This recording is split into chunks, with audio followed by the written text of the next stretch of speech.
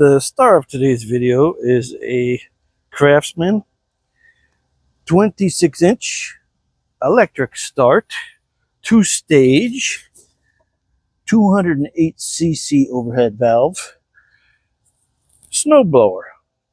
And the owner states it's about 15 years old. He's never really done any service to it. And just looking it over real quick, seems like the cables still move freely. That one maybe is the stickiest one out of the bunch, but not bad. All the controls still work. He says this one got a little more sticky after the incident, which we'll bring up, happened. Everything looks to be in real good shape. He keeps it indoors. It's not all rusted out. But the incident was, it ate a newspaper. And so I see newspaper residents, that white stuff, that's what that all is. So it ground it up pretty good. The good news is the gearbox, which is kind of a fragile part. First of all his things are still free here. Okay, if you're not familiar with a snowblower, there's a shaft that runs out of this gearbox, left and right. That shaft is attached to these with what they call shear pins. And the shear pins are designed to shear off if that thing's spinning and this becomes in contact with something hard. Those will break off instead of shearing out the gear in this gearbox, hopefully. Well, a lot of times what happens is, if you live in a cold climate with snow and salt, it gets in there between this outer shaft and the shaft that's being driven. It locks up. He's lucky. All his are free to rotate, not rusted. So that probably saved the gearbox. But what's really frozen up, I'm trying to turn that back one is so stuck, he can't get it unstuck. And he just wants a general look over the machine and, you know, get the stuff out of this rotating assembly, which he believes should work freer than it does. Looks like something we can do. Of course, we'll check the belts, we'll check the oil, we'll check everything before we give it back to him. Let's see what we got here. First things first, let's start with the engine. If we don't have a good running engine, we might as well not go any further.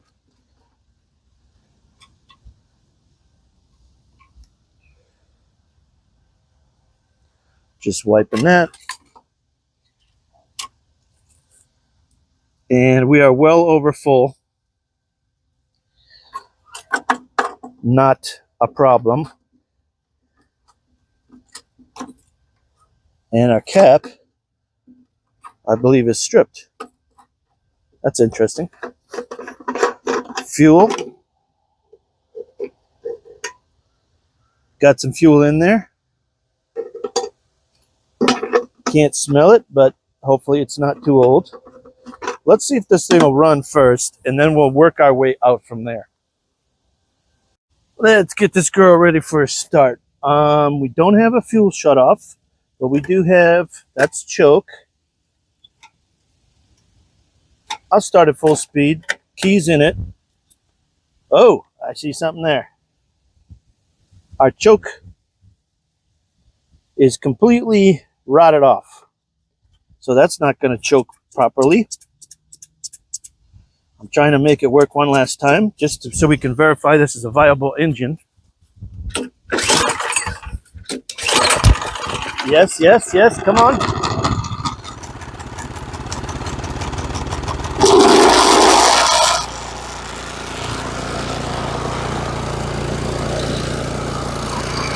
A little bit of smoke, that's what I'd expect for something that hasn't run in a while.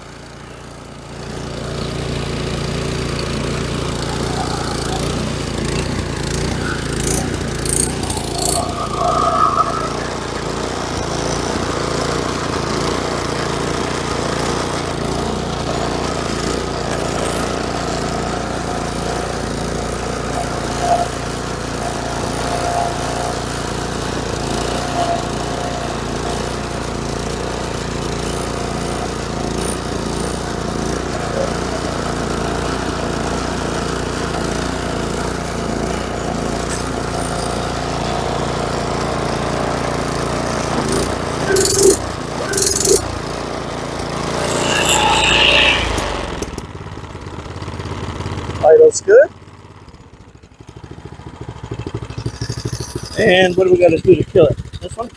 All right. Some of them kill when you just put it all the way down. Okay, so it works as we expected. And when we go for the auger drive, of course, it screams. So hopefully he stopped and didn't carve a hole in his belt. Maybe the belt will still be usable. If it's not, really old and dry cracked, we can reuse that. But let's first work on getting the auger good. Once we realize that can work, then I will work on the chute, which doesn't rotate smoothly. And then we will look at belts and the rest of the machine. Let me get this tilted up. I think that's going to be the way to see what we need to see here. This doesn't have an air filter to worry about swamping out with oil. And I see something I didn't see earlier. If you look right here, there is a good chunk that you couldn't see when it was standing upright. There is a good chunk stuck against that outer housing. So it may not be around the back. It may be here. And we just couldn't see it very well. He tried to probably get out what he could, but you can't see that when it's sitting up in a normal position. So let's just, got you in the shot there? Yeah. Oh man, that newspaper is something. I've seen these things eat newspapers before, and it usually will cost you a gearbox. I think he might have got lucky that it only hit the secondary area here. Oh, and that is just like a rock. What I'm going to do, I'm going to try to tap this way. If I do, here's the hole where it goes up. If I can get that just another couple inches over, it'll come free.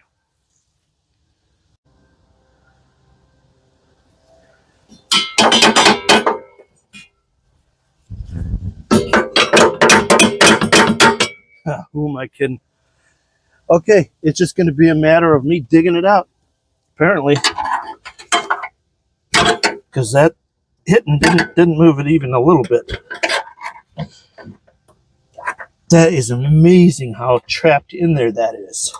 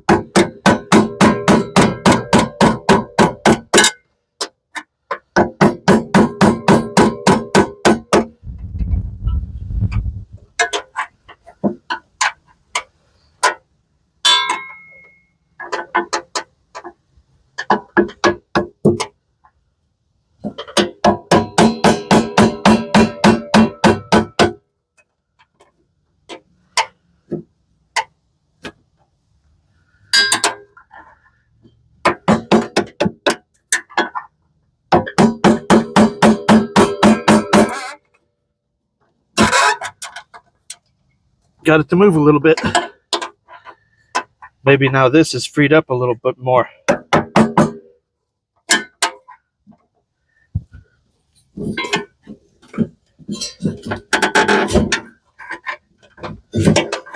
There, we're getting some now.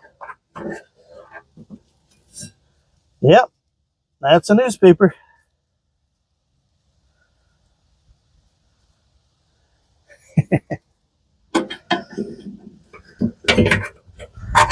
The layers are just packed way tighter than you would think it would be possible.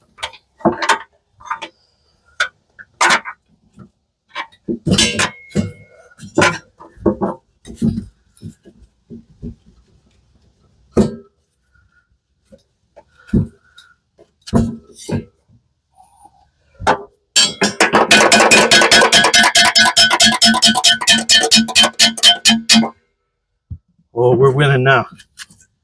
Oh, there's a good piece there.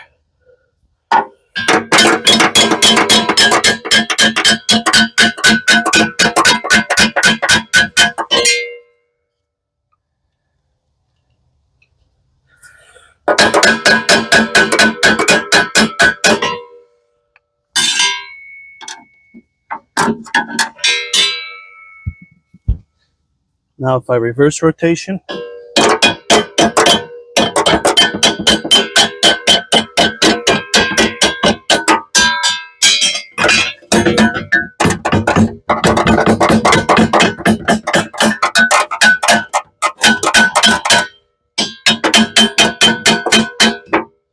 it gets up by that chute, and there's a piece of plastic that's a flange for that chute, so it's actually not going to drop in there. We're getting it though.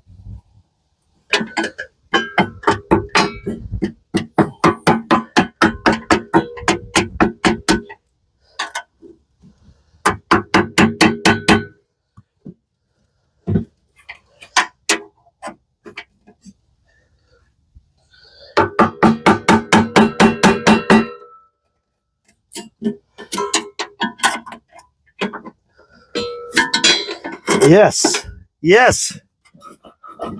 Oh, that's all it was. Okay, I'm gonna clean up that paper. I'll bring you back. Okay, we got all the paper out, all the remnants of bad days for him. Let's get you clipped in here. I want to take off this bolt and see if that gets that whole tube to come off, or what else we have to take off to get at this rotating area here and lubricate that, and or the pivot or whatever's sticking. Looks like there's a captive nut in there.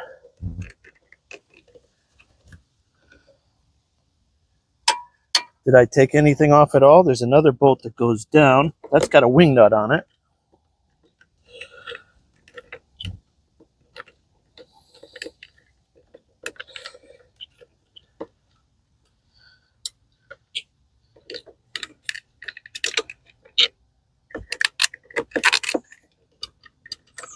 This has got a clip. Didn't realize that. Aha! Now we got a good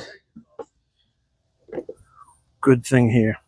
All right, so here's what I'm seeing. That's just plastic. Plastic on plastic. So that's gonna, there's no paper stuck in that. Where I think the problem might be is up in here. Yeah, see? I see a rusty pivot point here. Maybe, is there a bearing in there? This is just like a cable that's winding on and off. So we'll just clean that up for him. That goes into here.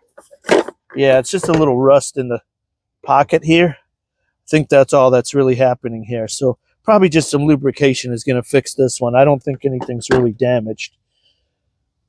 And I just saw a little washer fall out of there. Yep, that was probably there. Or more likely there. I hate when stuff falls when you didn't see it. But anyway, I'm going to clean that corrosion up. Clean this up. Clean up the inside. Let's get that rotating nice for him.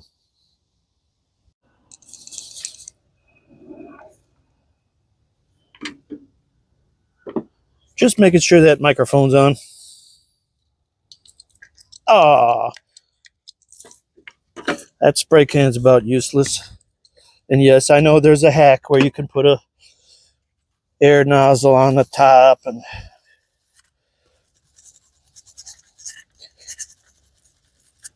that's plastic, but I'm just getting the rust color off of it.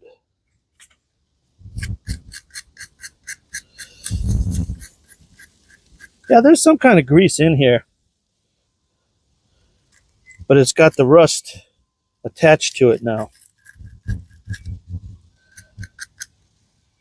I'm gonna get a smaller screwdriver and dig that out. It must rotate just on this bolt, which I'll do the same.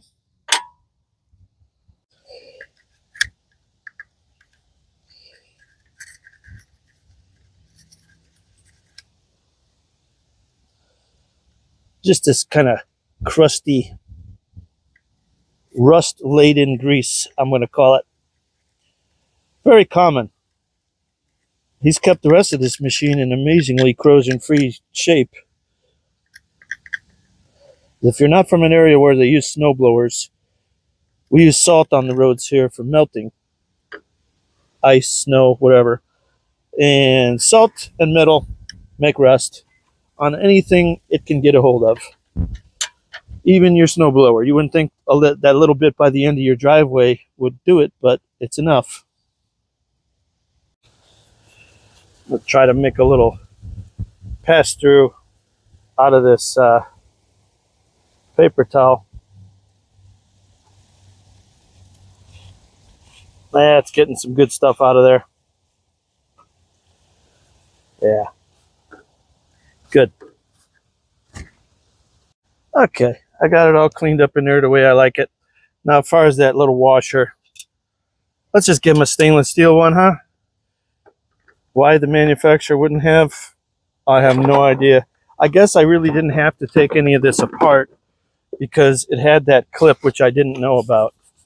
Each machine is different, so you never really get a hang of them because there's so many different models. There's ones with electric augers.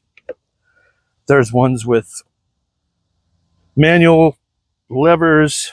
So many different types. You wouldn't really ever get knowledgeable unless you were doing a dealer, and then you would only be working on one brand, let's say.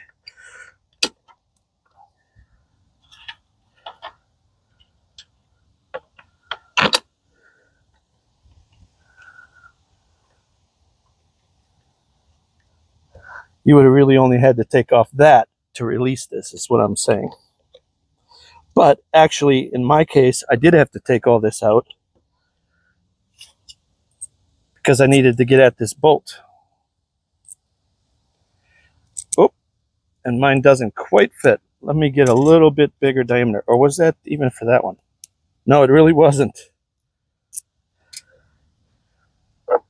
Never mind.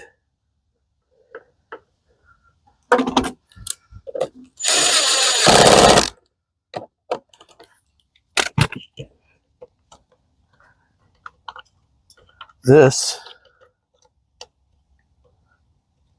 must have been for this one, which I won't put the rusty one. I will put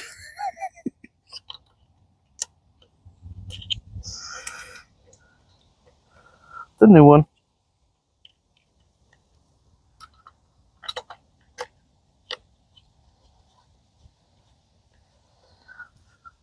Now let's see if that thing wants to turn. Especially better if I get my tools out of the way. That's going to work a little better for him.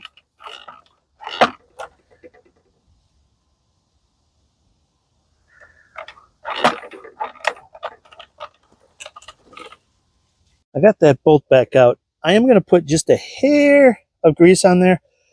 The reason I'm reluctant to put anything is in cold weather, things get stickier, not better.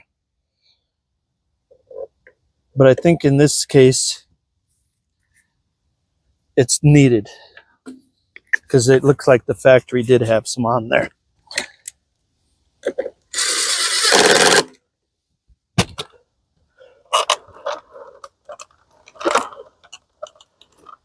think we're in good shape. I've got this tilted up in the service position, and I just want to, just before we send anything back, I want to take off this belly pan, which comes off very easily. And this allows us to see the condition of his drive disc. There's usually a rubber disc on a pulley, and just make sure that all the mechanisms are good. It seemed like it shifted fine, but let's just check everything real quick. Takes just a second now. It's nice and warm out here. It's like 80 degrees today, which is unreasonable for this late in the season. As you can see, the leaves are already down on most trees. So we're getting a lucky day, so let's give them the full service instead of having to do this in the middle of winter in somebody's driveway.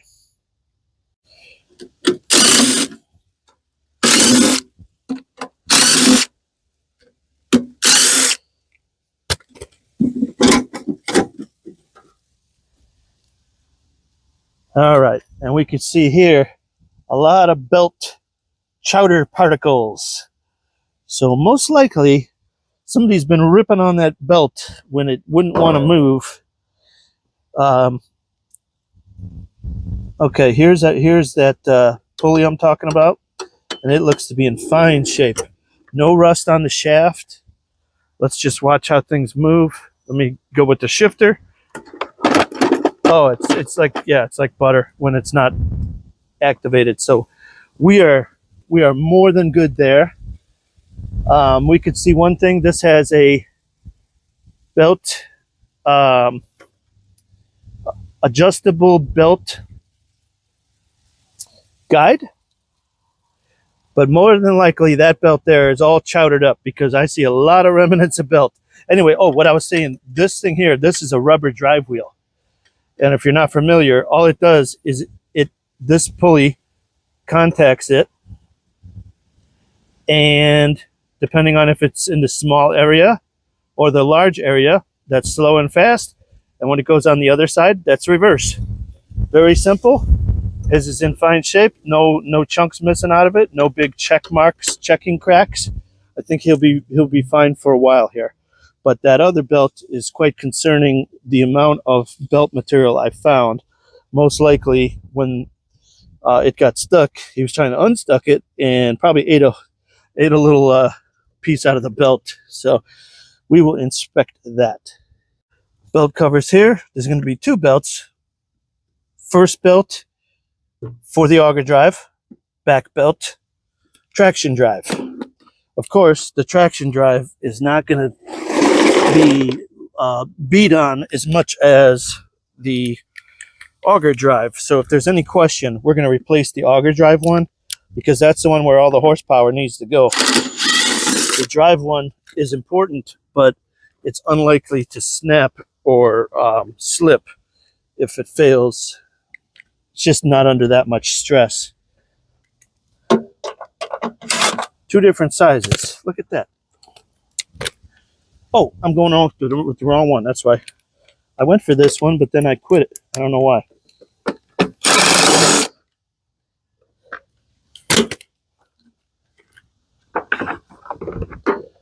There we go.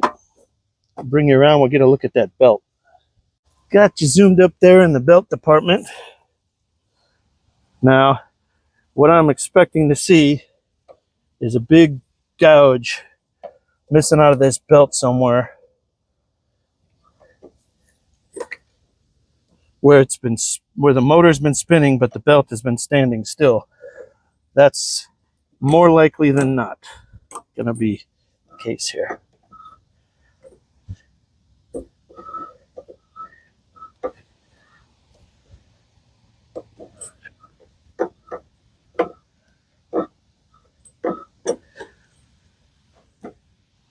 I'm looking, I'm feeling.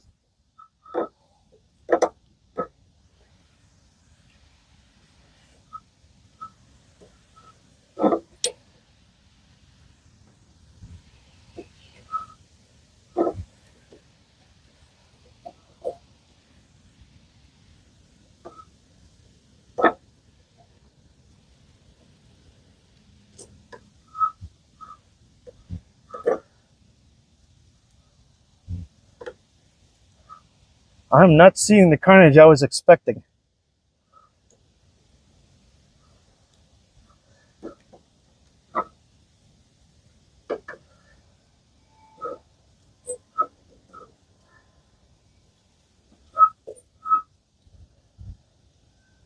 Interesting. I don't think it is wore out, but here's what I'm going to do. I'm going to run it and see if I see anything weird when it's going around. That could be a way to find the same kind of issue.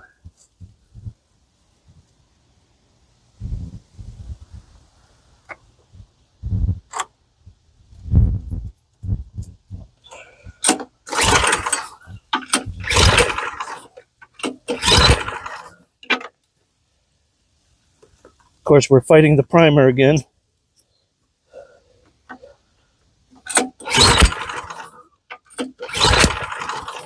Started to go.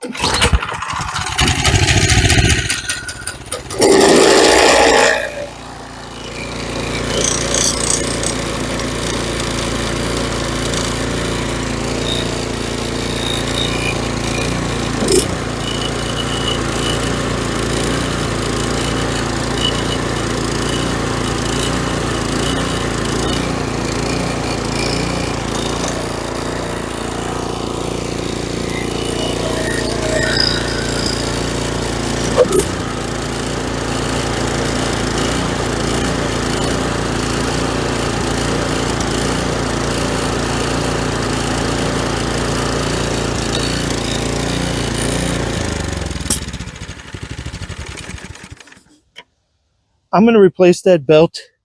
I think it's just evenly worn, and I think it showed up on camera how it's fluttering quite a bit. It's at the maximum. Okay, there's a spring here.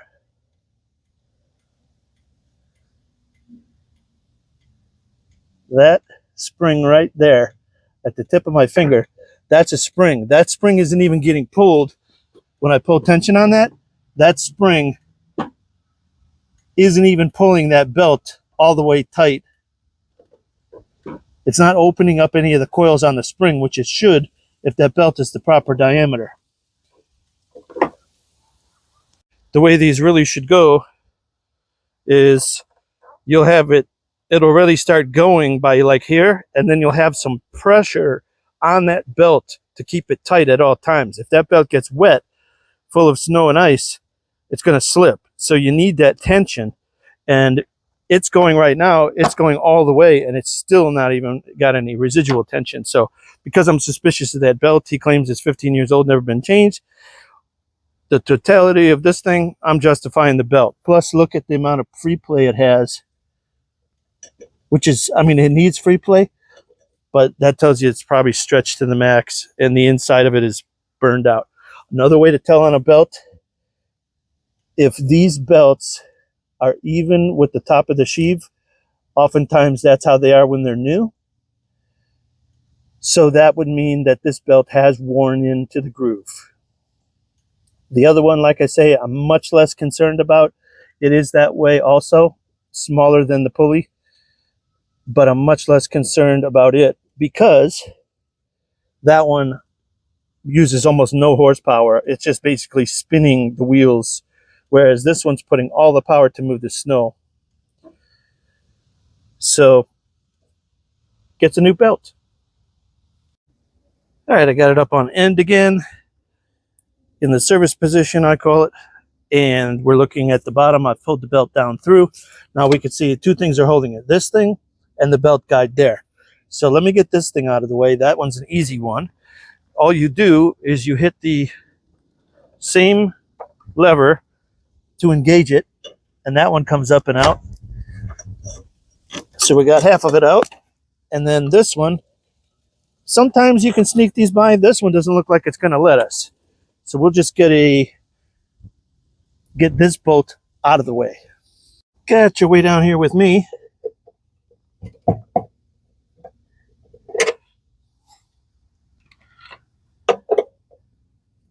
And both sides are moving. How about that? Who saw that one coming? Everybody.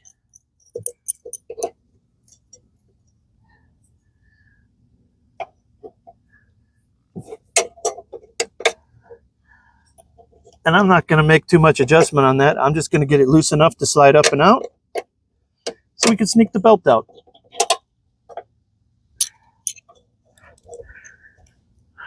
And it's stuck on the center pulley. There's our prize. And I'm really surprised. I really don't see a place where it was just burning out on the side there, but it's just worn evenly all through, I guess. Easy replacement. All right, back with you. Got you on the back of the engine there. And we're going to fix this issue, which is rotted completely open. These ones just push in. So I should be able to pull this from the outside because I don't care if I snap the old ones off. Just enough hose for us.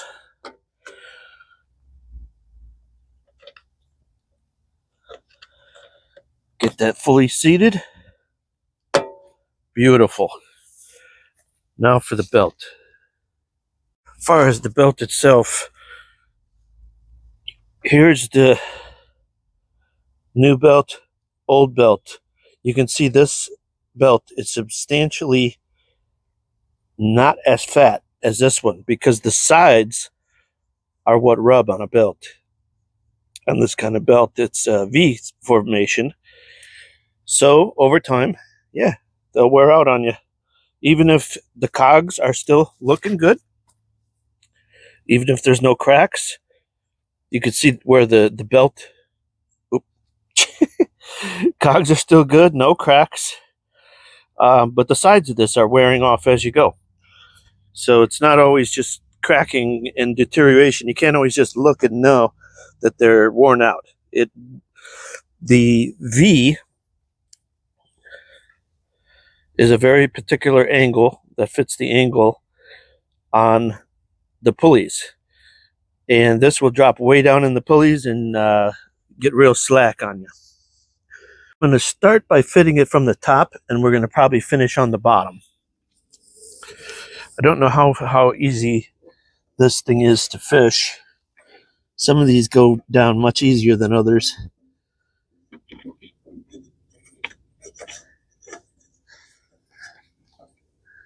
And I know it hit the center bolt pretty hard last time, so let's just assume that's going to be the case again.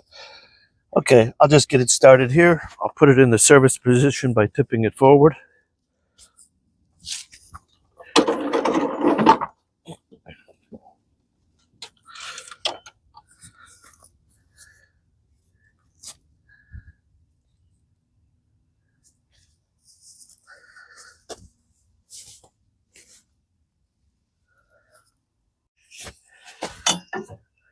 I got that handle on the handlebars locked on again, so that pulls out of the way so it can actually spin. We'll finish fishing our belt around here. Now the hardest part last time was there's a bolt in the middle. If we could get it over that now before everything gets tight. There.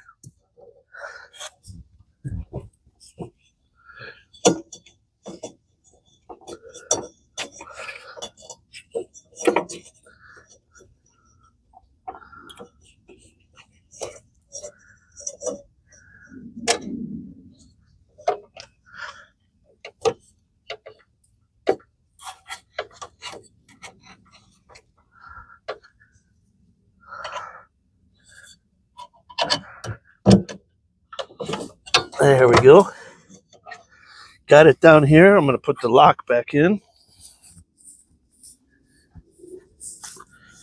Let's find whatever size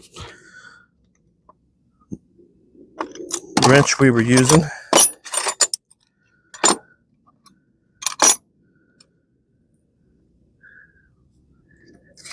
I'll go adjustable wrench because I can't find it right now.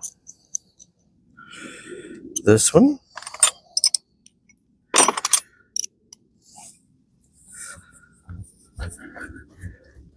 And I didn't move this much on purpose.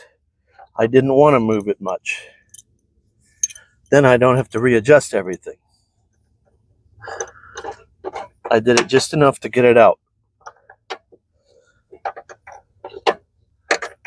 Actually, there is no adjustment on this. I figured this was screwing in and out. Now I'm noticing that there's a groove in the bolt that holds it at a fixed distance,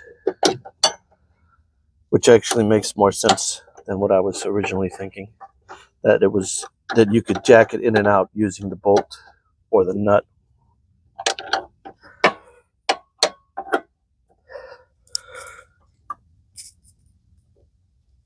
All right, looking good down here. Now I'm going to get up top and make sure we're getting on the right pulleys up there. Gotcha there. So this should be riding on the back side of this flat pulley and inside this groove. So let's get the engine groove going. I think we just won. All right, got this cleaned up. I just cleaned the basics off. I just wanted to, in case anybody else looks at it, that they don't think that dirt pile is something new. These slots receive this.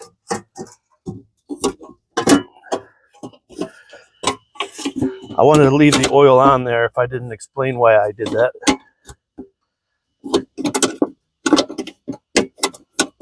These go under.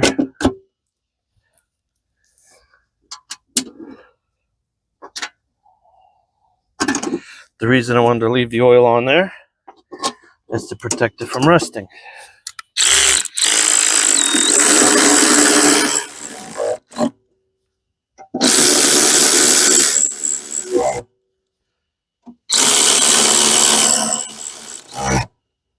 pretty good machine. It could last a while yet.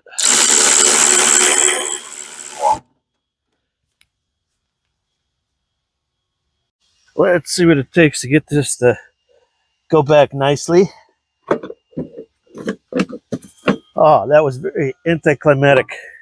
Figured I was going to have to do some bending and manipulating.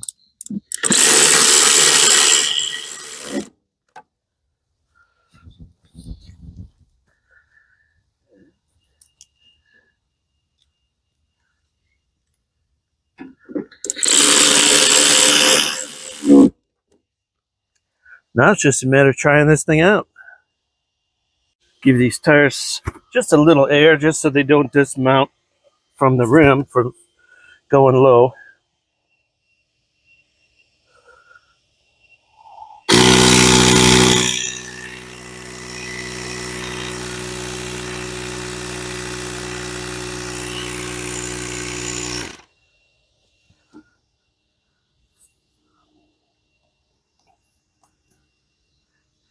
No need to go crazy on these. I just gave it like 9 pounds.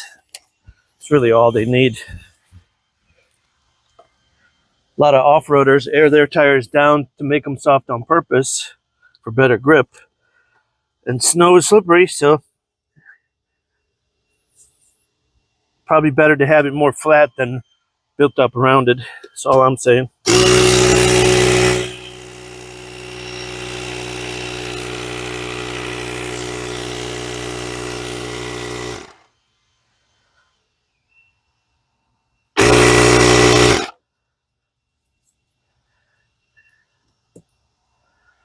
Now I want to take just a little oil out. He had it a little overfull, and I'd rather have it right on where it needs to be.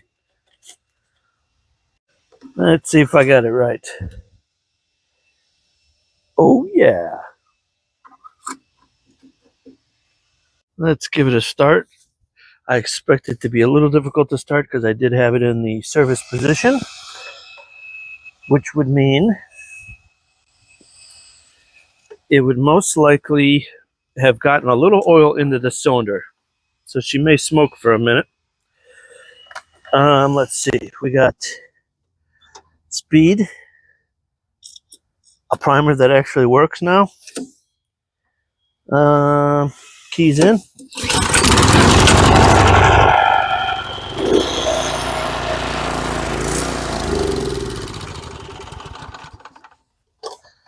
Should have kept that on choke another minute.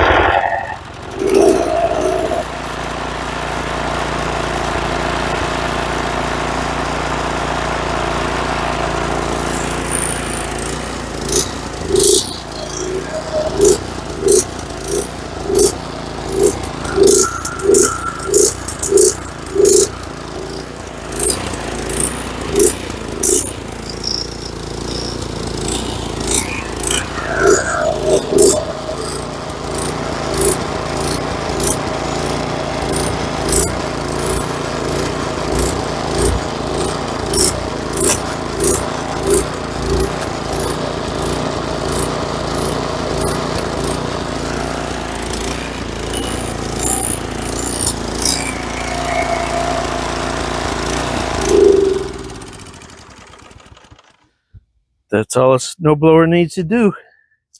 I hereby declare that Craftsman 26 horse, 26 inch electric start Wildwood certified. Thanks for watching.